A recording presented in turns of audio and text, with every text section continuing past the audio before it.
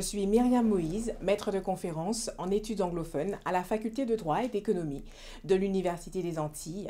Je m'intéresse aux productions littéraires, esthétiques et politiques des femmes afro-caribéennes. Aujourd'hui, je coordonne l'axe Identité et culture de la Caraïbe du projet PEC pour un espace caribéen de la connaissance. L'axe Identité et culture du programme PEC pour un espace caribéen de la connaissance propose une approche transdisciplinaire qui inclut la géopolitique, l'histoire de l'art, la littérature, la musicologie, l'anthropologie, la linguistique et les études postcoloniales. Les chercheurs impliqués dans cet axe de recherche proposeront des cours thématiques dans des domaines précis qui mettront en exergue les politiques de constructions identitaires dans la région et les défis de la transmission des cultures caribéennes.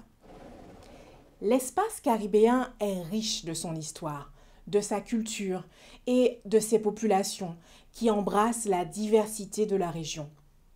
C'est un espace fait à la fois de fragments et reliures, de diversité et de similarité.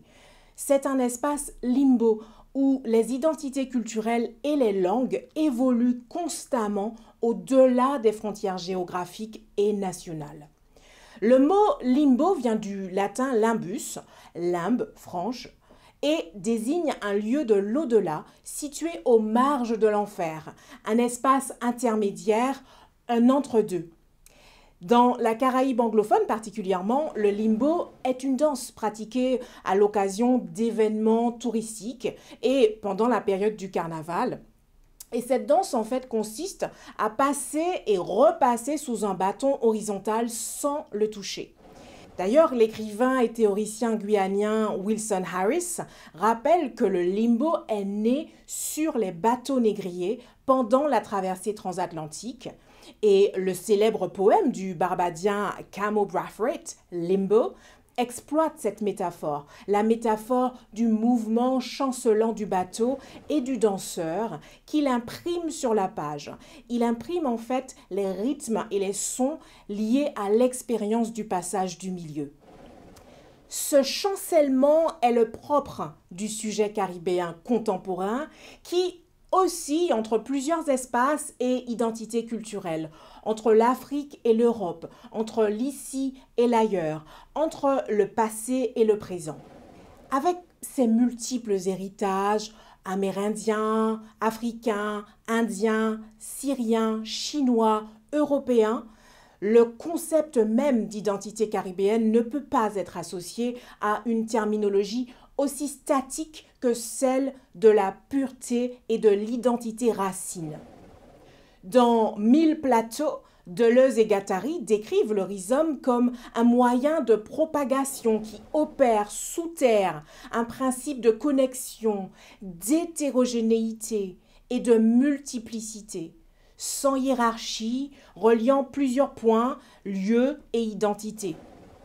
Le théoricien martiniquais Édouard Glissant applique ce concept de rhizome aux identités caribéennes en prônant l'identité-relation et la créolisation comme processus identitaire emblématique de la Caraïbe et de ses subjectivités fluides et plurielles.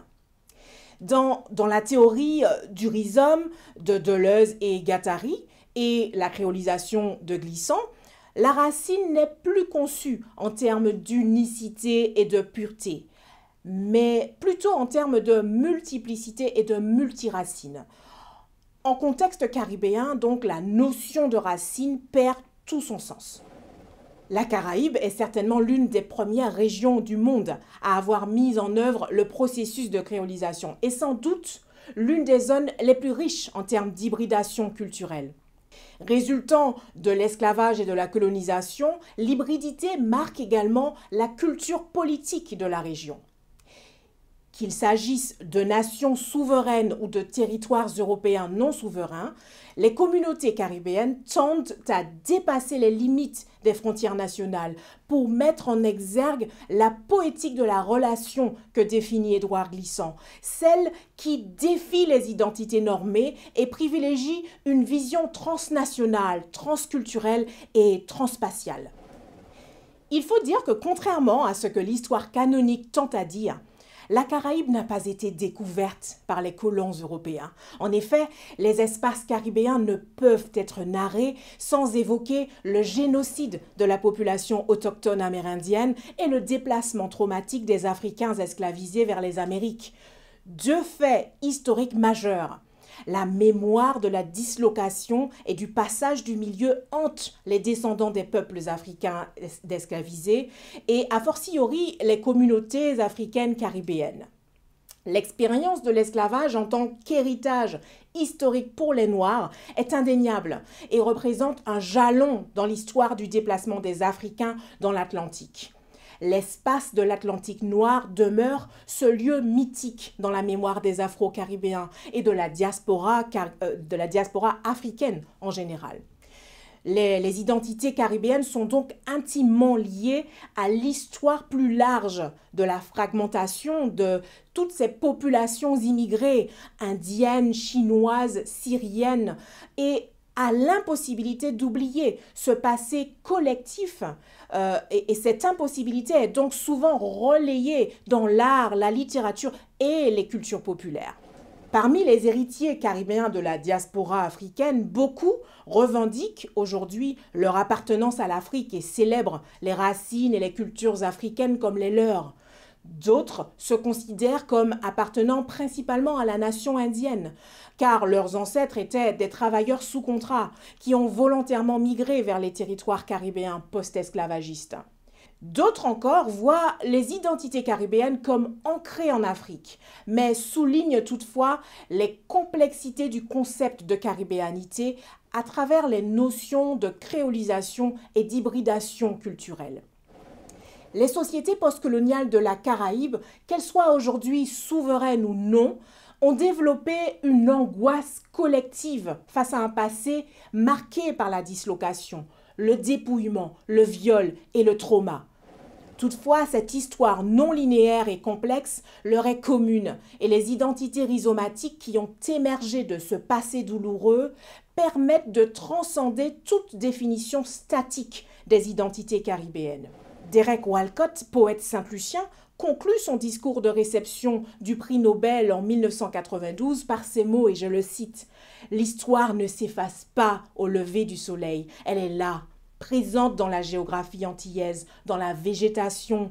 La mer soupire avec les noyés du passage du milieu. Elle pleure le massacre des aborigènes, Caraïbes, Arawak et Taïnos. Elle saigne jusque dans l'écarlate de l'immortel. Et toutes les vagues se brisant sur le sable ne pourront jamais effacer la mémoire africaine, ni la prison verte des lances de Cannes. » Fin de citation de Derek Walcott. Mémoire, histoire, langue et territoire sont donc au cœur de ce troisième axe du programme pour un espace caribéen de la connaissance. Et cet axe a pour objectif de mettre en exergue les cultures et identités de la Caraïbe dans une perspective comparative et plurielle. Il s'agira pour nous, chercheurs, de démontrer que la Caraïbe est un espace de contradictions fécondes, un espace où les peuples du Nouveau Monde dépassent les traumas de l'histoire, se redéfinissent et affirment leurs identités comme non statiques, multiples et complexes à travers l'art et la culture. Peintres, sculpteurs, poètes, danseurs, conteurs et tous les artistes de la Grande Caraïbe ont le pouvoir et le devoir d'aider les peuples caribéens à se réinventer, à se repenser et à se repositionner par rapport à leur histoire. Ceci afin de guérir et de s'approprier véritablement leur territoire et leur patrimoine culturel. À travers la création artistique, l'espace caribéen est exacerbé par ses contradictions et ses complexités.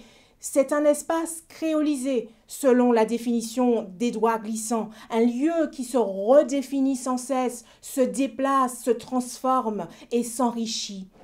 Les arts caribéens sont profondément enracinés dans la tradition orale des langues et cultures créoles. En effet, la nécessité de dépasser le cloisonnement initial entre l'écrit et l'oral a été affirmée par les écrivains martiniquais Chamoiseau, Bernabé et Confiant dans leur ouvrage Éloge de la créolité. Je les cite, une ravine profonde entre une expression écrite qui se voulait universalo-moderne et l'oralité créole traditionnelle où sommeille une grande part de notre être. C'est en effet par la valorisation de l'oralité créole et des traditions que les communautés caribéennes peuvent affirmer pleinement leurs identités rhizomatiques. Parlons maintenant du lien entre oralité, spiritualité et créolité. Dans la tradition des contes populaires caribéens, le spirituel, le magico-religieux et la réalité s'entremêlent et permettent la création d'espaces intermédiaires qui favorisent la création d'identités alternatives, d'identités autres, généralement situées en périphérie ou en marge plutôt qu'au centre. Les êtres spirituels sont omniprésents dans le conte traditionnel afro-caribéen, qui met en scène des êtres surnaturels qui ont le pouvoir de se transformer et de transcender les frontières. Contes populaires, traditions orales et langue créole contribuent à perpétuer les traditions orales et à maintenir le lien entre l'Afrique et la Caraïbe. Ils prévoient la construction d'identités plurielles qui sans cesse se transforment et se recréent. Ces identités complexes incarnent la nature et la culture, la liberté et l'enfermement, la vie et la mort. Les artistes afro-caribéens tentent souvent à déconstruire les discours historiques canoniques afin de renouer avec les traditions orales africaines, les contes populaires et les langues créoles. Alors que de nombreux artistes et écrivains afro-caribéens s'expriment dans une langue européenne, que ce soit l'anglais, le français, l'espagnol ou le néerlandais, la culture orale africaine ainsi que le patrimoine de contes populaires de différents territoires caribéens apparaissent souvent comme essentiels pour narrer leurs histoires. Selon les mots de Gordon Roller, qui se spécialise sur le calypso et théorise le lien entre l'oral et le scriptural, entre les langues européennes et les langues créoles, il existe un continuum entre la tradition d'une oralité vivante et celle d'une écriture émergente dans la Caraïbe. C'est ce même continuum qui existe entre les différents créoles de la Caraïbe et les langues européennes créolisées. Comme l'explique l'écrivain guyanien Wilson Harris dans son essai « La tradition et le roman antillais », le concept de langue est un concept qui transforme continuellement les catégories formelles, intérieures et extérieures de l'expérience, les modes de parole antérieurs et représentatifs, la nature morte résidant dans la peinture et la sculpture en tant que telle, voire la musique que l'on cesse d'entendre.